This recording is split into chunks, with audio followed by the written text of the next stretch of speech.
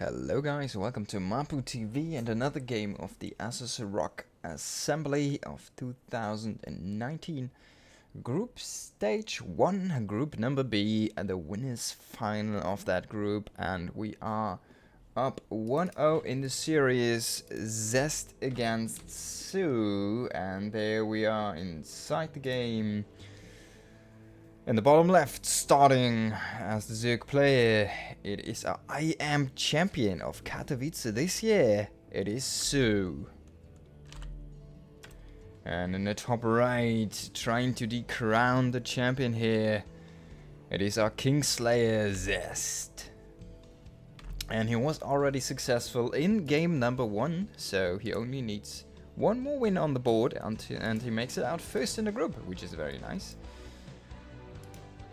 So this time, Zest actually going for the low ground pylon and going for the scout immediately after the pylon. And if you do a 16 hatchery, you will able to block this. You will able to circumvent this.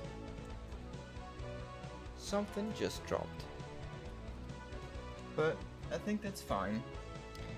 You will be able to circumvent this, and yeah. So this investment didn't pay really for Zest here. Which is a little bit unfortunate, I guess, because he really wanted to block the hatchery. But remember folks, pull your drone by 16 and make the hatchery, and then go up to the 17th drone, skip like one drone here, and you will have a fine advantage. You will get your hatchery down, well, very easily, unless he pulls really before even putting down the pylon on one of his first probes, and that's such a big investment, right? Alright, going into the core before the Nexus this time, so a very, very big mix-up here from Zest.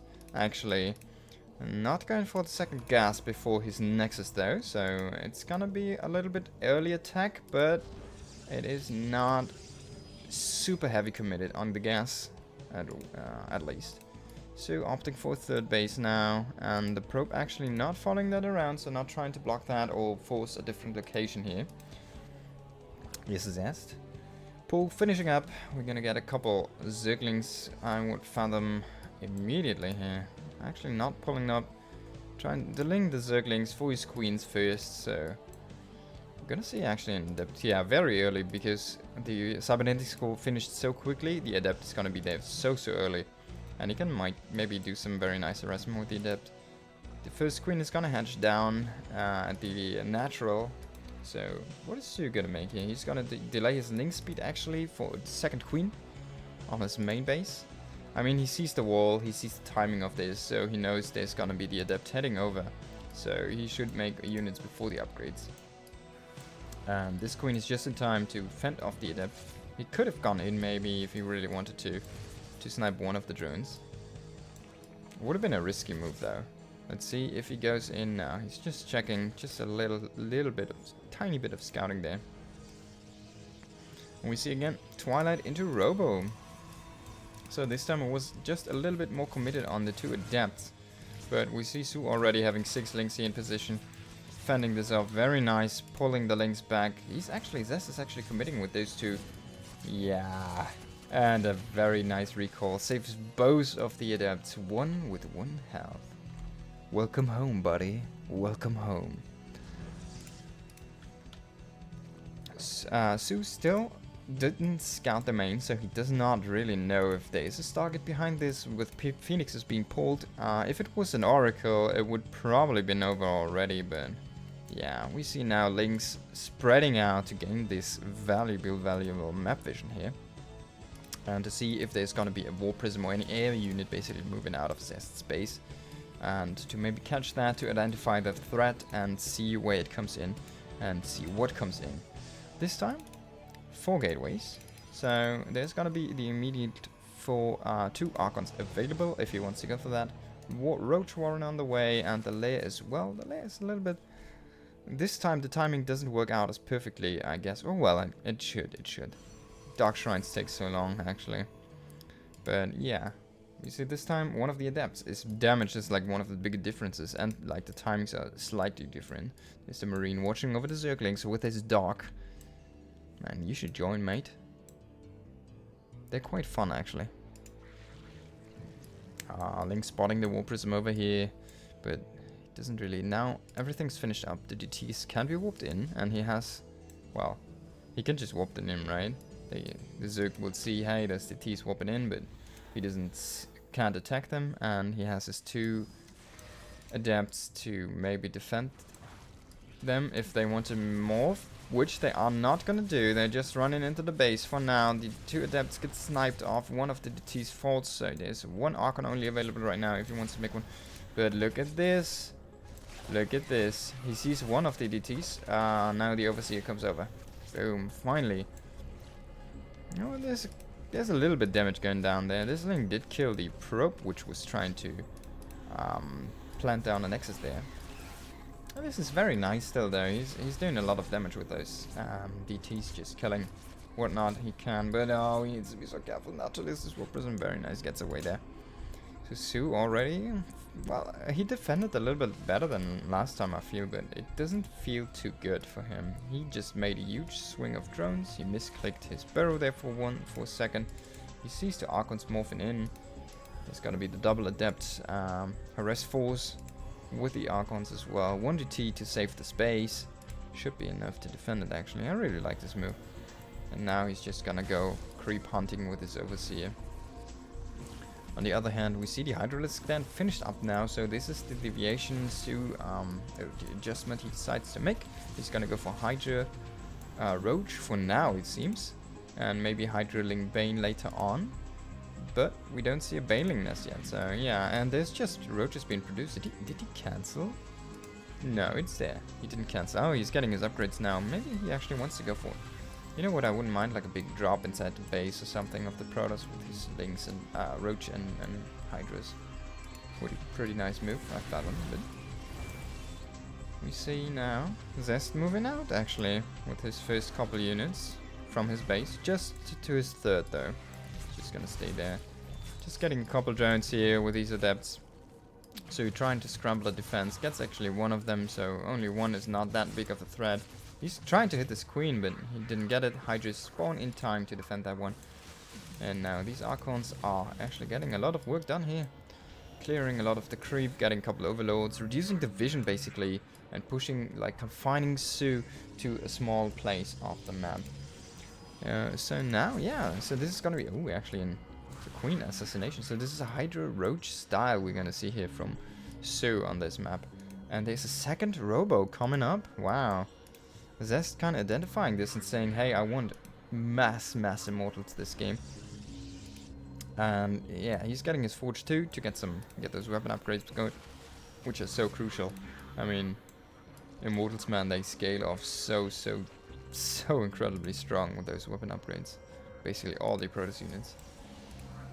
Except for maybe the Sentry. They don't care much about weapon upgrades, man. Sorry, Sentry boys. You know, if you multiply 0 with 0, it still makes 0. Or if you multiply 0 with 1,000, it's still 0.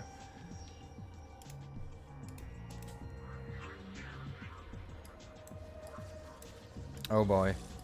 Did he just lose to Warp Prism? Yes, ladies and gentlemen. Sorry, I was tardy there a little bit. He just lost to Warp Prism with both the Archons. Now the push is coming in with this 5 Immortals staying strong with a lot of sentries. The sentries don't have too much energy though, so he needs to be careful. He just has like a half around 4 force fields left in those. And there's so many roaches coming up, but 2 Immortals, man, in production while all this is going on. This double Robo might just be the saving grace here. This is an overwhelming force of roaches though, and Hydralisk are still in the mix, so he needs to be very careful. But retreating back to the shield batteries, healing up a couple of those. He doesn't have a prism, so he cannot juggle his units, but look at them Immortals freaking ripping apart this Zerg army, Zerg force, puny Zerg force. He's got a couple cannons here actually helping him defend the rallying reinforcements there of soO and of soO, sorry, not soO. And Zest needs to be a little bit careful here not to overstep his welcome though, because he doesn't want to lose this immortal force if it gets surrounded by a link flank or something. And we see, actually, soO making some links. This base getting a little bit saturated, and now we get an evolution chamber, but he's gonna be so far behind on upgrades. This is gonna be +1 against 0-0 for quite some time actually. So a very nice edge here for our friend Zest, which is playing. And the hearts of the Protoss players. Hearts and minds, man. Hearts and minds. So soO trying to preemptively be in position here for a lot of harassment, especially for his new base. But I think he underestimated how much he set back Zest there, really. I mean, getting the Prism is a big deal if you need to make Immortals, right? You can't really go in for a push now. Excuse me. But finally Zest remassed his army, and he has what? How many? 8 Immortals against a Roach-based army. There's gonna be Banes now, but Bane speed isn't yet to be seen, so it's gonna be slow Banes, which can be easily sniped with some good force field usage here. And if there's gonna be an Archon or two, yeah, they can even just soak so many of those guys, so he just needs to be careful with his charge lots. Zest it is. Then he doesn't charge into the Banes. If soO can get those connections, then it's gonna be fine, but if it's gonna be like this, no mate, you will not have a field day here today. This Zealot trying to take a couple for the team, but the Bane's not detonating here. Oh, and soO trying to run them in now, but a very good force fields actually clenching those out there in the last couple seconds to prevent those very crucial Baneling hits, and they don't occur, so soO's force is just shrinking so much here. Zest just has his reinforcements. And while all of this is going on, he actually had a DT inside the main base, killing a lot of drones. So this is not his trump card, basically, was the little DT, which just gone down. Killed the queen as well, but yeah, he got like 9 drones, queens, and now with the reinforcements, even making more DTs here, and just sending them in. And we see there's no detection. He doesn't see those. He's just gonna get sliced apart by invisible units. There's an Overseer, but he isn't moving. Oh, but those Banelings top there actually connected with the DTs.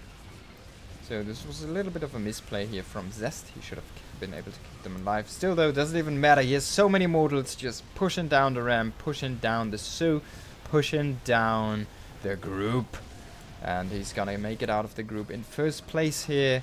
Mr. Protoss Zest, that is, with a very good execution of his pushes, basically, and not a lot of mistakes there, to be honest. So I feel he has gonna have a very good run in this tournament, ladies and gentlemen.